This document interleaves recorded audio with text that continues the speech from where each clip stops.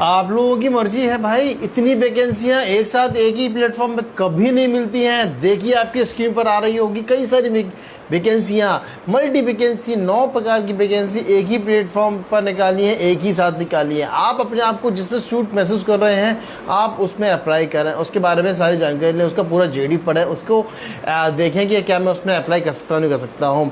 मेरा कहना तो ये है कि अगर आपको कहीं और इतनी सारी वैकेंसी एक ही प्लेटफॉर्म में मिल रही है तो जाके वहाँ से अप्लाई करें।